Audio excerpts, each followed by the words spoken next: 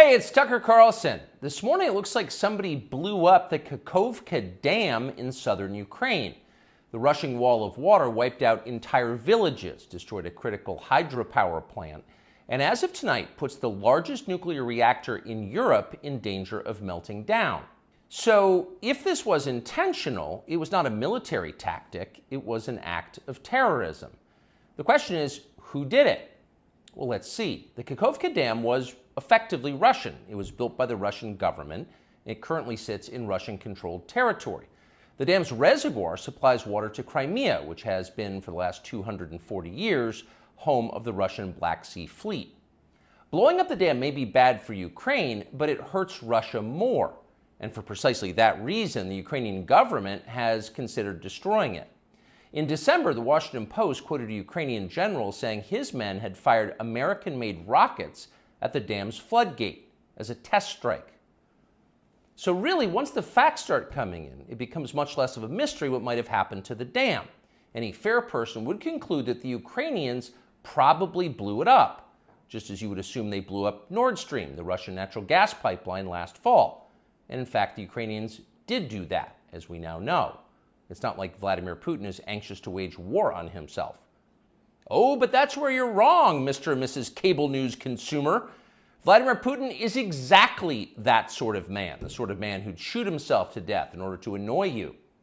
We know this from the American media, which wasted no time this morning in accusing the Russians of sabotaging their own infrastructure. Bill Kristol, the man who once told us that Saddam Hussein was responsible for 9/11, immediately denounced Putin as a war criminal and even more savagely compared him to Donald Trump. The rest of the pundit class made similar, clearly coordinated noises. Putin did it! Putin did it! And their reasoning was simple. Putin is evil, and evil people do evil things purely for the dark joy of being evil. In this specific case, Putin attacked himself, which is the most evil thing you can do, and therefore perfectly in character for a man that evil. That was their explanation. No one who's paid to cover these things seemed to entertain even the possibility it could have been the Ukrainians who did it. No chance of that. Ukraine, as you may have heard, is led by a man called Zelensky. And we can say for a dead certain fact that he was not involved. He couldn't have been. Zelensky is too decent for terrorism. Now, you see him on television, and it's true you might form a different impression. Sweaty and rat-like, a comedian turned oligarch, a persecutor of Christians, a friend of BlackRock. But don't believe your own eyes. Actually, Mr. Zelensky is a very good man. The best, really. As George W. Bush once noted, he is our generation's Winston Churchill. Of all the people in the world, our shifty, dead-eyed Ukrainian friend in the tracksuit is uniquely incapable of blowing up a dam. He's literally a living saint, a man in whom there is no sin. That's why Lindsey Graham is so attracted to him. They're just two good people, hanging out together and being good. And like all good people, when they meet in person, they spend a lot of time talking about killing people and laughing like friends do. Here's the pair last week. Free or die. Free or die. Now you are free. Yes. And we will be. And the Russians are dying. It's the best money we've ever spent. Thank you so much. No, it's... The Russians are dying. It's the best money we've ever spent, Graham says. A smile spreads across his thin, quivering lips as he forms the words. He looks like a starving man contemplating a breakfast buffet. The aroma of death has aroused Lindsey Graham. Thanks so much, replies Zelensky.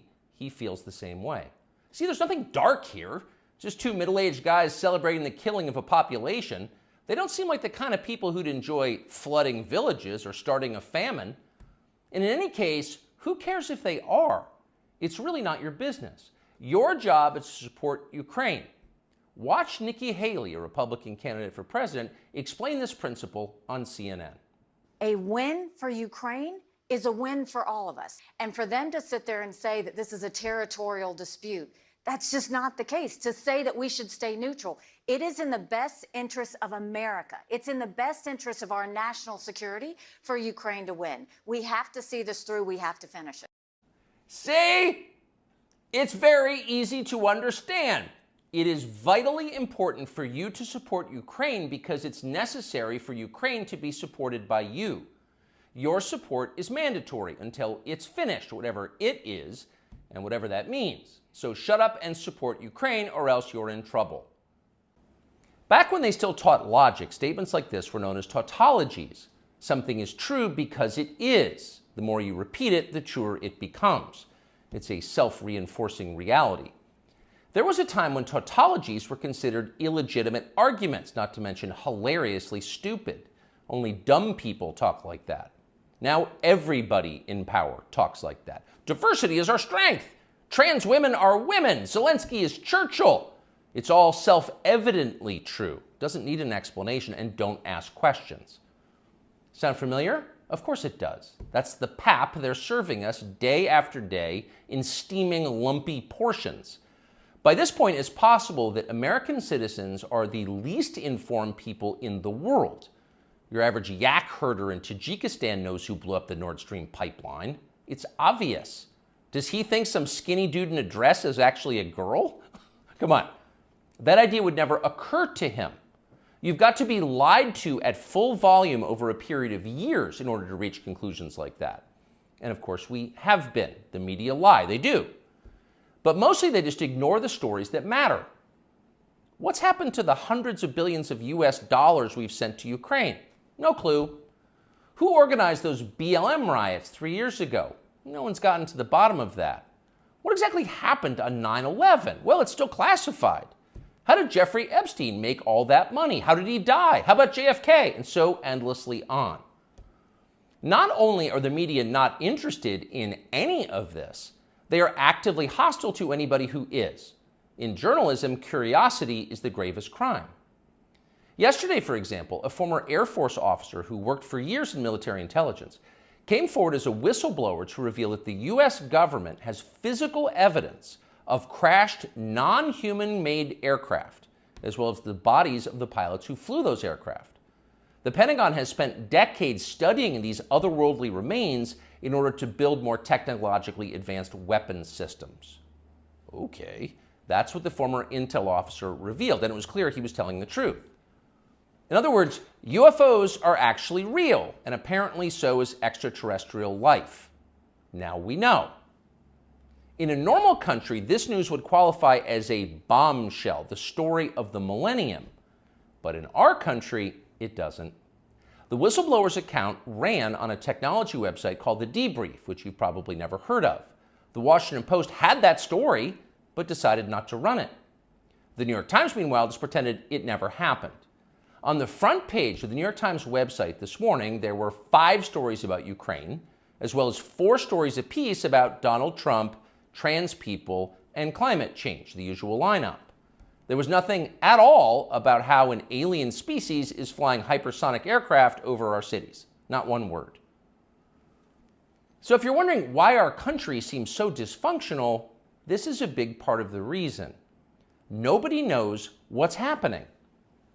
A small group of people control access to all relevant information, and the rest of us don't know. We're allowed to yap all we want about racism, but go ahead and talk about something that really matters and see what happens. If you keep it up, they'll make you be quiet. Trust us. That's how they maintain control. When Western tourists first started traveling in large numbers to the Soviet Union in the early 1970s, they found that many Russians had a completely warped understanding of the United States. They thought that Americans lived in grinding poverty, in a state of perpetual race war, and were desperate to flee to the freedom and prosperity of the Eastern Bloc. They thought this because that's what they had been told. They had no way to know otherwise. The few Russians who understood what was really going on in the rest of the world had learned about it from listening to shortwave radio broadcasts, sometimes under the covers so the neighbors wouldn't hear. 50 years later, it is bewildering to consider the ironies here. We're the ones who live in ignorance now.